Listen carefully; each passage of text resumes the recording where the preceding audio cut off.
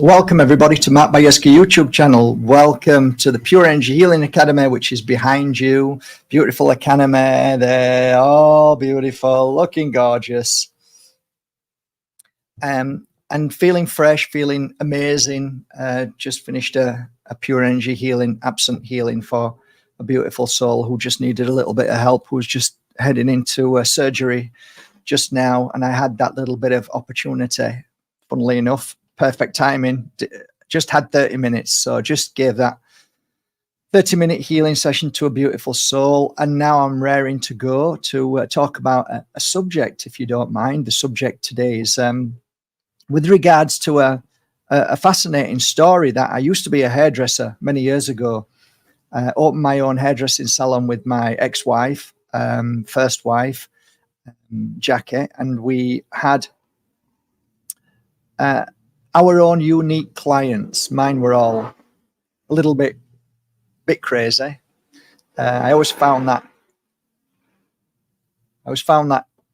each hairdresser kind of brought in the same energy. So my wife had a lot of clients who used to cry a lot, and so on. You know, you get this pattern. So mine were a little bit crazy. My clients, they were wonderful, crazy. So one of those clients was a man who lived in Home Firth. And as hairdressers all know this, there's some kind of unique energy within hairdressers that I guess the clients open up to. I think it takes a unique certain part of the brain person to be a hairdresser. It's not just about creativity, which is definitely that. But there's also this empathy and unique energy of, it really is empathy, because you blend with your client, you become one with your client almost. Even though you're cutting somebody's hair, you learn to adapt in certain ways. Only a hairdresser would truly understand this. But the point being, this guy opened up to me and started telling me about how his life had changed and how he found a certain form of meditation. And that meditation turned out to be transcendental meditation. So back in, I guess, the around about early 80s, I was listening to this guy and he was explaining to me certain things that only now resonate. And one of the things he was trying to explain, and hey guys, I know nothing about transcendental meditation whatsoever. The only thing I know is what he told me, and it stuck with me. And that is, it takes a lot of dedication. You have to follow a guru, and the guru eventually will give you a certain word that you will then be able to reach nirvana, or that kind of high level. And at that point, you can astral travel and, you know, create and do many things.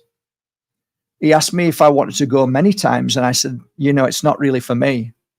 And what you're talking doesn't resonate with me. I don't feel like I want to sit down and meditate all day. I'm so busy that I get up in the morning at 7 o'clock, go to work, there for 9 o'clock, finish 7:30, 8.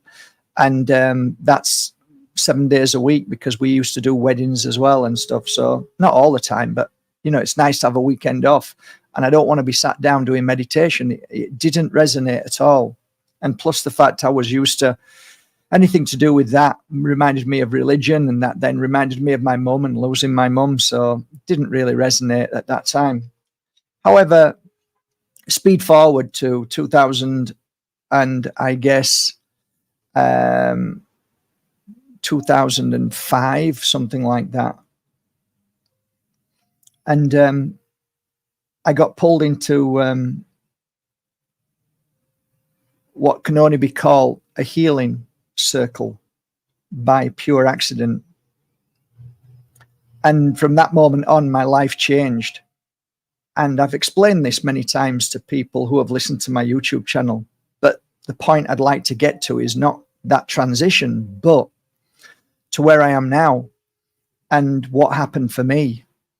And the idea of transcendental meditation and finding this word or words, I can't remember if it was exact word or words, but neither here nor there, because everything is limited by way of a guru telling you what you have to do. So for me,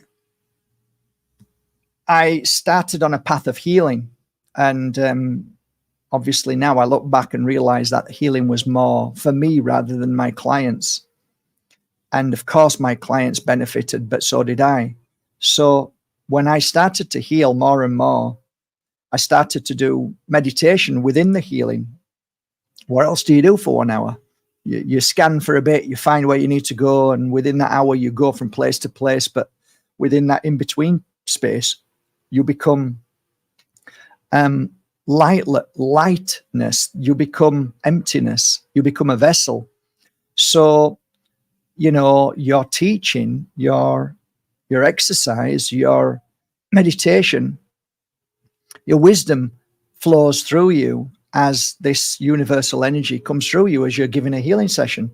So there is a kind of, not the brain, but something in your spiritual being, your consciousness, that holds memory that you will always have. So it's not like it's the brain and you're trying to remember things. The consciousness gives you what you need when you need it.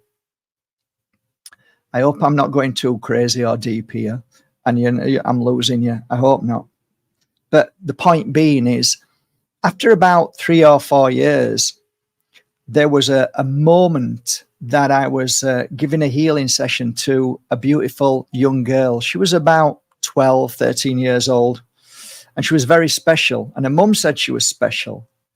And like everybody's special to me. But her mum was saying, she's very special, Mark. You must meet her. And I've come across children like this before who are a little bit different from other children.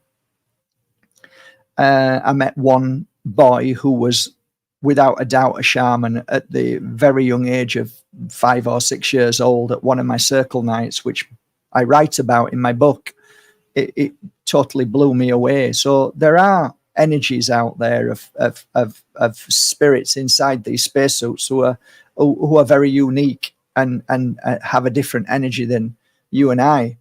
And I don't see them as better or worse. I just see them as a unique energy. That's it. Just like you are unique, but your uniqueness sometimes gets suppressed by the world that we live in.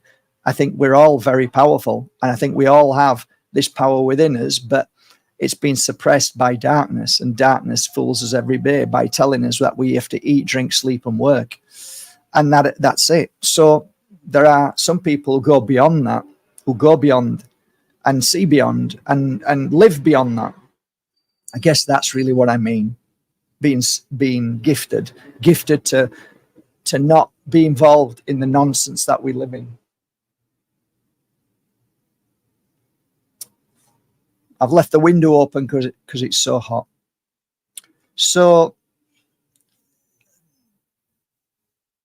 I didn't offer a healing session to this girl, and neither did her mum, but the girl insisted on a healing session, and we were outside of my healing room, and she said, I'd love a healing session to her mum. She was 12 years old, and which I thought was bizarre. I'd never heard that before from a 12-year-old ever.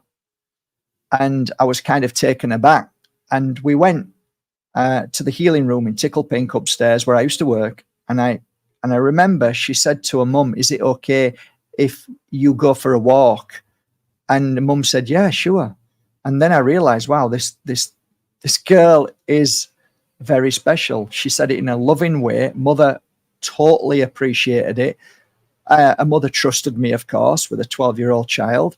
And it wasn't really even a thought in my head. Of course it wasn't. But now I look back and think, wow, there was a lot of trust there.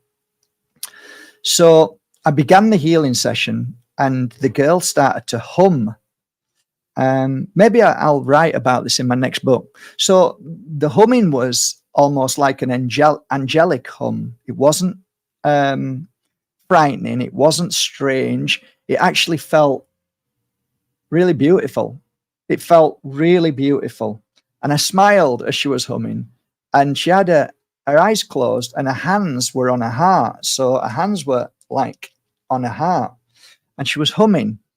And of course, I don't get involved with my clients. I don't think about it. I just do the healing session, because some clients, if you're practitioners, you'll know some clients start to cough. Some clients start to get angry. Some clients start to laugh.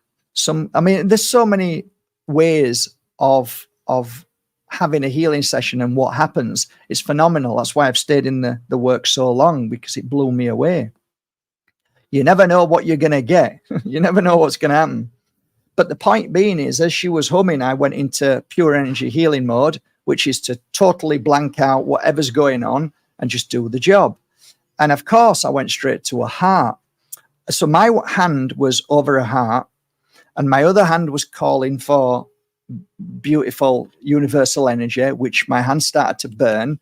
And as my hand went on top of her hand, and here's where I don't want to spoil anything for me, and I've got a little bit of a weird thing about this. I don't like to say something that is that really works for me, and I don't want to ruin it for anybody or myself, or don't want to change anything. I like it just the way it is. But 5 words started coming out of my mouth, and they were synchronized 5 words. And those 5 words, as I was saying them, she stopped humming and she started breathing very heavily, and she started breathing almost like she was wearing Moldavite, and she was blowing it out. She was releasing something. And I heard her say 3 words, and she repeated these 3 words as I was repeating these words that I use to this day. And those words are personal to me, and her words were personal to her, and she was just saying them out. But I wasn't saying, I was saying them under my breath and in my mind. I was repeating these words as I do for 20 years when I do healing. Not all the time, but at certain points that I will use these, which I now know as key words. And I look back at the man that I used to cut his hair, who told me that his guru will channel a certain spiritual word that you will use to find your transcendental deep meditation. And you just keep saying that word and you get into it. It's all the same. You can sugarcoat it any way you want, but it's all the same. We get there in the end if we do the work. And these 5 words that I use, and I've always kept it to me, because I always fear losing the power within them words. And I felt that they were for me. And I've often said to pure energy healers, whatever comes when you're doing a healing session, listen and embrace them. So they could be anything. It could be thoughts or feelings, it could be words, but embrace them. I embraced them many years ago when I was giving a healing session with this girl at 12 years old. After the healing session, I was absolutely blown away by what she said. And at that point, I don't want to spoil the story, but because I might write about it. But the point being is that from that moment on, I found my words. I found my key words. And those key words for me, I use whenever I work with a crystal, whenever I place pure energy healing into a crystal. Now, it's funny, but these past 3 days, I've had people who have come to me, and it's strange. I knew there was something a bit fishy, and they started asking me, can you please tell me how you put pure energy healing into crystals? And do you use certain words? And I'm like, well, I do what I do, and I just do what I do. I don't go into too much detail because it's not that important, because if you feel good with it and you feel happy doing it, then great, do whatever you want. I don't want to ruin anything for you. I don't want to tell you what to do. It's not up to me to tell you what to do. I can just share my experience. But the point being, with working with clients and crystals, if you're working with clients and crystals, you'll find that certain things happen, that you're elevated to another level of energy. So when I was working on people who were clearly possessed, in the sense that they weren't themselves and something was happening within them, and there was a lot of anger and a lot of rage, I would use these 5 keywords, and it would be like burning a hole inside the client, which clears away the darkness. It just burns it away. Now, I realize that keywords are only words, but it's the truth and the power and the trust and the belief and the faith in those words. So if I told you them 5 words, they might not mean nothing, and they probably wouldn't mean nothing. And that's why I believe you should find your key words. You should find the Transcendental Meditation key word or words for yourself, rather than find it with a guru. Find it yourself. So it will resonate at such a high frequency when you find or hear those words, or where they're presented to you. And then in that moment, when you use them words, there is no darkness that has any power over you when you're working with clients. And that energy that you put into a crystal, like I do, there comes a point when I'm working with a crystal and I start with the 5 words and I end with the 5 words. These are key words. And in between, I put certain frequency into the crystal, depending on how I'm feeling and what I feel the client will need. So I start and end with that. So I guess you can start and end with, I guess, amen. Amen might be a key word to you. In between, as I'm giving healing to somebody who's got a dark or demonic or attachment to them, I sometimes say certain words that are like, there is no darkness where light is given. And I see the light going through my hand into the client and literally burning away darkness that it cannot stay. So that isn't a key word, but I also have a lot of truth and power and trust and faith and belief in that. And boy, does that work as well. So the point is, to get to where I needed to get to, I needed to believe in myself.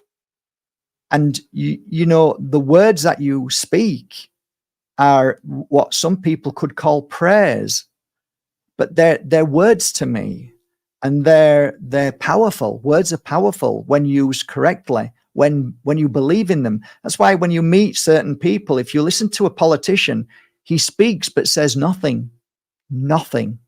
And then some people can speak and just blow you away, because it's normally experience that does that. So somebody might have fallen off a cliff and was hanging on, and then they felt an angel lift them up and pull them to one side. And then they felt the angel go and get help. And they came, and somebody was there then to help them. And then they repeat the story, and certain key words in that story just blow you away. Why is that? Because of experience. That is truth. So when I'm healing somebody, I've often said this, if it's something which you may call an exorcism, to me, it's just clearing negative energy away. But when I'm in that process of healing somebody from an entity or an attachment or a demonic energy that is within or around that client, the power of my experience and my truth and my faith in my work and what I'm doing and who I am, only really I understood this when I was doing the particular work one day, when I was actually doing it on a Spanish lady. And afterwards, I sat down and contemplated that this Spanish lady had gone to 100 different people, like priests and high up bishops, Orthodox. She went everywhere. She went to healers, psychics, and all I can tell you is, using certain tools and working in a certain way, I sat down and thought about it and thought to myself, why is it that I'm so comfortable doing this? Why is it that I have got a strength that I've never had before? I am strong, and I'm not speaking to the lady lying down. I'm speaking to the entity that is attached, and that entity has no power over me, and that entity does not frighten me one little bit, no matter what happens in the room, no matter what happens to the lady in front of me. And I'm just doing the work, and it's like second nature. And somebody said to me, "You've done this before," and I'm like, I can't say I have because I don't know, but it would certainly seem that way. How is it that I'm confronted by something so dark and yet it doesn't affect me? And I'm almost laughing because you have no power over me. You can't fool me. You can't say anything. And I know what I'm doing now is burning you away. You are gone. You are already gone. You just don't even know it. That's the power and the confidence that I don't normally have in life. So where does that come from? And where did them key words come from after that? So when people ask me, should I pray? Should I say certain things? I say to them, do the work, heal yourself, work on clients, and then eventually it will manifest in its own time. So that's the way I feel. I look at life in general as a healer, but prior to this, when I was an auctioneer, I finished doing hairdressing. I became an auctioneer, and I know this is slightly off topic, but it's important that you know this. Okay, so I was a best man at a wedding, and you know how guys are, lads are. Soon as alcohol gets into them, they do stuff which is really not them with most people, right? And I was dealing with 12 lads in a place that I've never lived before. So we traveled quite far away to the bachelor night party. So they were all drunk, and he starts walking towards a place where this guy's on his mobile phone, and he's a big massive lad. And he's typing on his phone, and they're all going to be at the wedding the next day. And like, I think we should go now. Nightclub's ended. It's 2:00. We've all had a great night. Let's get off. But they're heading towards a strippers bar because the guys are laughing. And I pulled my mate over and I said to everybody, I'll tell you this now, guys, right? And I'm only going to say it once. I'm the best man of this wedding. And if you want this wedding with a best man, if you walk into that strip bar tonight, you're not going to have a best man. And I'm not going to be the best man. So you've got a choice now. We either go home and we have a lovely wedding tomorrow, or you walk in there and you're going to have to explain why the best man didn't turn up. And I said, and I don't give a shit what anybody says now. You've all had a drink. I haven't drunk because I had a feeling something was going to happen. So I had to take care of everybody. So I said, Andy, come on. So we went, and it might have been fine. It might have been okay. They might have had a laugh and it'd been a great night. But to me, to get married to somebody in the next morning, knowing that you've just been perving at a woman with no clothes on, and maybe having maybe paying for a dance. Like, for me, I'm sorry, you might be a dancer. It's fine. But to me, it's like, why do you have to pay for that? You've got a wife who'll probably do it for you and love to have fun together. And that's fine in your own home. but my point is that I realize, even when I wasn't a psychic or a healer, I realized that there's certain things that we do that can cause a sever in our spiritual growth, and it can cause great problems in our life. Now, my best friend is still happily married with 4 kids. And when I look at that from the outside and think, I'm proud I did that. And I'm proud they all came home with me. I'm proud that they listened. And I think that is a really beautiful thing when you listen to your higher self over alcohol and that dark energy that can infiltrate us at certain points, where we can sell our soul and we can do things that we live to regret for the rest of our life. Now, I'm not saying I'm perfect, far from it. And I'm not saying at all that that's going to kill your life and ruin it. But I do believe that there's certain things in life, if you step over that line, life becomes more challenging and you don't find enlightenment as easy. And life, it becomes more tough and challenging, even though you've bitten the apple, so to speak, which is absolute bullshit.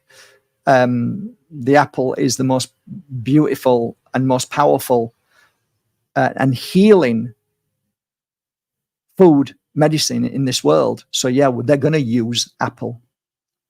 So, but that's my point, which is being pure and doing the right thing, following your consciousness, leads you to the higher levels of consciousness. And it's almost like you're given, because you're vibrating at a higher frequency. I'll give you a great example. This room is beautiful, but if somebody came in this room and was horrible to me and nasty and abusive, and then they put a picture up on the wall and said, I'm giving you this picture, and put it up on the wall, and they go, there's no way I'd reach the level of joy and happiness and healing at such a level, because I'd be thinking about that painting. And that painting to me is like one drop of poison into a cup of beautiful water, pure water. The whole of the cup and all that water is now poison. So I won't poison my room with something that is negative. I won't poison my mind with something that's negative. I've spent too long eating the right foods to put poison in my mouth. I won't do something that is poisonous to my life, because it'll ruin everything that I've created. So my point is, today, we can all reach what we're all looking for, which is enlightenment, which are key words that are able to help us.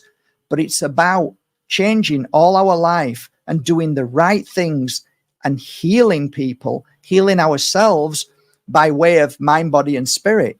Doing all the right things takes us to the right place. If we are fully focused on negativity, if we're fully focused on the world being disastrous, if we're fully focused on the world being an evil place, then we are poisoning ourselves. There is nothing wrong with knowing that the world is getting more poisonous, but that doesn't mean you have to. It doesn't mean I have to. I can observe it and see it and be aware of it, but I will not put it into my life. I will share what I know as truth, but I will not live darkness. I only live light. I only live healing. And some people really misunderstand me when I try and share things that I think are necessary for us to be aware of, because they think that's who I am. No, who I am is a kind and caring, loving, sharing, and creative person.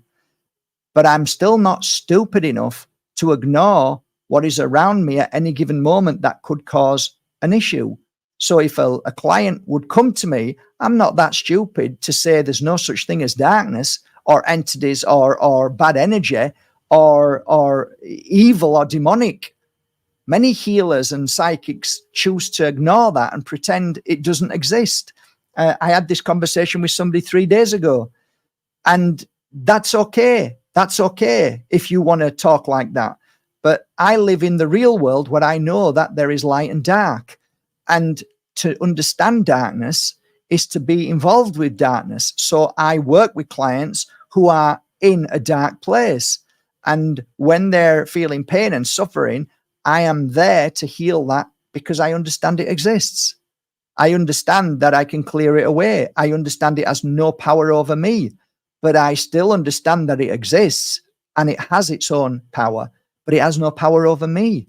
So when I speak about darkness, I don't speak of it as in fear. I speak of it because I want you to understand that there are manipulating forces more now than ever that are changing this world, that are trying to persuade what you would think as a human being to say things that make no sense. These are persuasions by dark entities, energies that have been brought in through portals, thanks to CERN, thanks to the military industrial complex, thanks to the communication industry, thanks to Elon Musk. You think that we are living in our natural energy where our spirit world can move freely into this energy? We are now living in a toxic soup. And guess what toxic soup lives from and lives in? Evil lives from it. Evil entities thrive from it. That's like their home world. And these are radiation frequencies that are poisoning humans, poisoning our natural bodies, are causing great harm to the spirit world that cannot vibrate into this frequency anymore, or it's freaking hard. The only way you can do it is by cleansing your room, clearing it as best as you can, switching the Wi-Fi off, doing everything you can to clear the negative energy in that room. And thus you then create a frequency that's stronger than the poison outside, than the toxic soup outside. Then the spirit world can come into that frequency and come within you and work through you with your clients. What I give you is only tips or tasters of what I understand. But the truth is, I know nothing in this world. And the more I try and understand, the more I realize I don't know anything. But the thing is, what I do know, the little I know and share with you, is through experience, not through other people's conversations or books. There are so many people right now regurgitating information as if it's their own information, that people are just listening to people and believing anything they say. And again, this is dangerous as well, because when confronted, they just shrug their shoulders and said, and when asked truth, if they dare speak the truth, is, oh, I just heard it on a meme, or I just heard somebody say it for 30 seconds on a short. And this is no way to live. This is no way to grow spiritually and to grow with knowledge. That isn't knowledge, guys. Knowledge is knowing it from the ground upwards, from the roots, to understand it. So choose the right mentors who you listen to.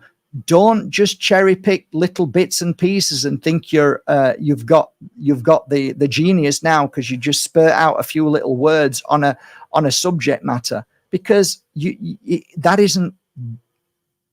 that's a false truth. And just because you believe it, it doesn't make it real. You've got to truly understand who you're listening to. This is just a heads up. Be careful, guys. Be careful what you're listening to now. I say it to myself every day, Mark, be careful who you're listening to. I'm saying this to me as well as you. This is my message, because there's a lot of falsehoods out there. There's a lot of liars. There's a lot of cheats. There's a lot of hustlers. There's a lot of manipulators out there just doing it for their own benefit and not to help humanity. In fact, it has a reverse effect and causes you to look stupid, and me, just like it did yesterday. We have to be aware that now is a toxic, AI-filled lie manipulation black screen that, truthfully, I believe only 5% is real truth, and the rest is manipulation and exaggeration just to bring you in, just to fool you, just to grab you in the shock energy, or an amazing nugget of truth, which they've just regurgitated from somebody that they don't even know. So having a part nugget of truth, it might seem okay, but you also need to know a lot more where that truth came from and what it's about. So that's the reason why we say, do a deep dive, look into it, look into what's been said.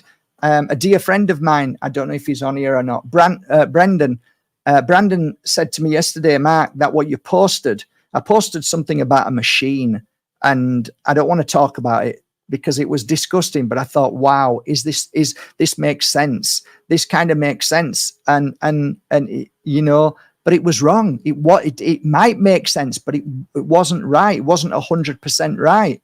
So you can look a fool. And even though you feel it might be right and it sounded right, look into it. And I did a little bit of search. As soon as I typed it, I just quickly thought about it and then did a bit of search myself and realized that it was exaggerated. The truth was stretched so that it pulls us in. So that's why I like listening to Jordan Maxwell. That's why I like listening to the Richie Allen radio show. And I like listening to Sheep Farm. I like listening to, you know, many people who I resonate with because they talk about the full story rather than snippets. And you get the full background. When I listen to Jordan Maxwell, he starts from the beginning, right? Understanding, right? Understanding. We have to understand stuff, and we have to, underneath, we have to strengthen our foundations. We have to be strong with our foundations to truly understand something, because we're just going to look stupid when somebody questions what you've just said and you don't have the answer because you've just listened to a 30-second meme about something. Oh, please explain more. Well, I can't really because I don't really know more. Oh, okay. Well, why did you just say that then? Well, because I believe it. But you don't know anymore. So how can you believe? How can you know it's real? And thus it brings us back to where darkness and those manipulators get us. That's how they get us. They get us that way. So we look stupid and fools. So we have to learn not to just embrace everything on the internet and believe everything. And if you are interested in something and you want to look at something and you kind of feel it's real, then look into it. Do some research. Look into it. And maybe become a master of what you're researching that day. Make that day, instead of looking at 500 memes where you forgot the first meme by the end of the day because it means nothing.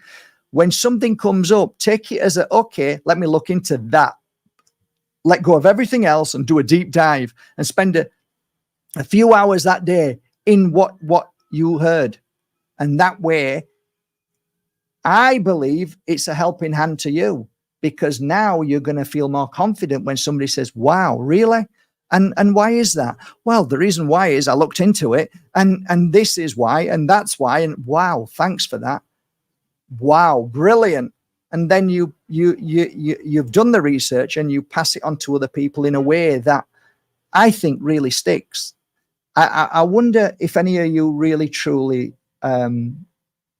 absorb anything off the internet. I'm just asking, you know, when you're scrolling and you're seeing all these memes and all these shorts, have you ever asked yourself, do you really absorb it? Do you really truly absorb it? Or is it just entertaining you?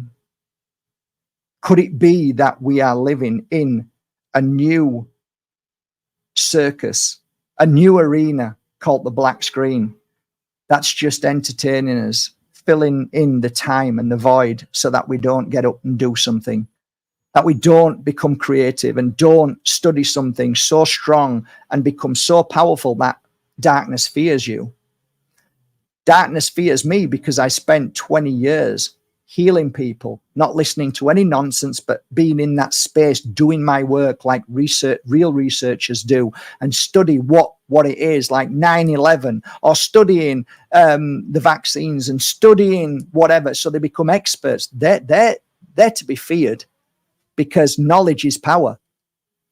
So your little tiny nuggets might not be so worrying to the darkness. That's only a suggestion. I'm not telling, I'm just saying, maybe if you change your program and study one thing and put your heart and soul into it for maybe a week or 2 weeks, you might find, right, that your life changes, because it's those that put the effort into something that become the master. I don't want to be a GP.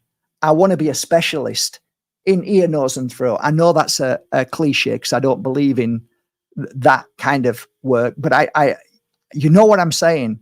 I became a specialist in energy and healing. That's my work. I can sit with anybody and talk to anybody about energy healing and about the effects of energy healing, how it works.